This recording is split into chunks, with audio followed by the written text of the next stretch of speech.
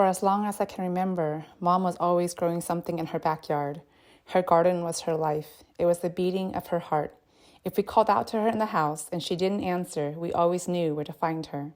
As a teenager, I didn't pay much attention to her garden. I was always too busy with schoolwork or sports or socializing with my friends. My experience of her backyard was occasionally stepping outside and being told to water the plants, which caused me to regret having gone out there in the first place. When she's cooking, she'd tell me to go pick a few things, such as lo, bohu, lolai, toka, tankila, or chua chonjua. She would ask her what she wanted in Hmong, since she didn't know their names in English. Sometimes I understood what she needed. Other times I would come back with the wrong item, for which she would make fun of me. So my relationship with the garden was a mystery, primarily associated with the difficult task that highlighted my lack of fluency in our native tongue, which further distanced me from it and from her, and propelled me towards academics. Later in my college years, as I learned more about our people from Hmong friends who had a different relationship with their parents and our culture, I began to catch glimpses of the beauty of who we are. When I went home, I began to see Mom's food through different eyes, taste it with a different palate, and watch her cook with more curiosity.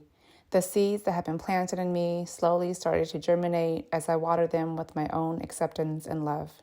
When I went home to visit in the summer, she would make my favorite dish, nji tao hao, squash shoot soup, that we would eat with pepper and rice.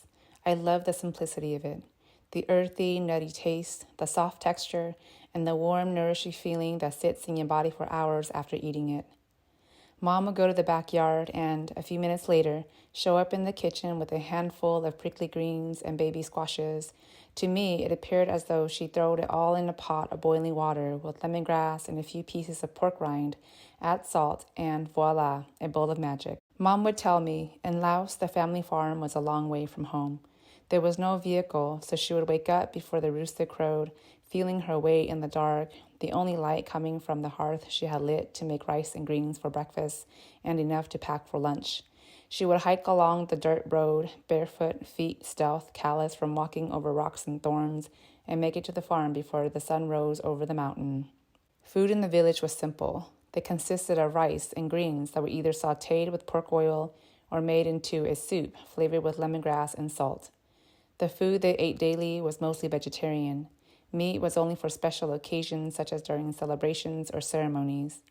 Hmong cuisine was not designed to tantalize the palate. It was meant to nourish your soul and give you energy for the day. Mom grew up with dirt beneath her feet and between her fingers. The pulse and rhythm of nature were etched in those hands. I once asked her if I could take some pictures of her hands. Why would you want to take pictures of these hands? They are so old. They are not young like they used to be. These hands have known hard work all their lives.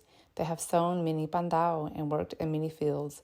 They can't sit still. They're always working. To me, however, her hands look strong and earthy. The past few years, as Mom taught me her dishes, I came to understand that it wasn't she who had to learn English to guide me, or she who had to understand the value of an education so that she can see how hard I was working. She knew those things. She wanted me to have a good education and be the best version of myself. But she also wanted me to be connected to my lineage and to have that as my foundation. As I stopped trying to make her see things from my viewpoint and allowed myself to just be with her, she revealed her gifts to me. I didn't have to adopt her ways and settle down to a life of family and gardening. I just had to be open, to appreciate her and engage with her, and to love her as she was. I was able to see the value and elegance and raw beauty of her unfiltered quirks and humor. Instead of thinking that her nagging and complaining meant she was critical and unloving, I began to understand that, like every woman, she complained because she knew exactly how something needed to be, or knew exactly what she wanted, but she didn't have the right words to communicate it. I saw those same traits in myself, and I slowly came to understand that it was up to me to love them and communicate those gifts to others.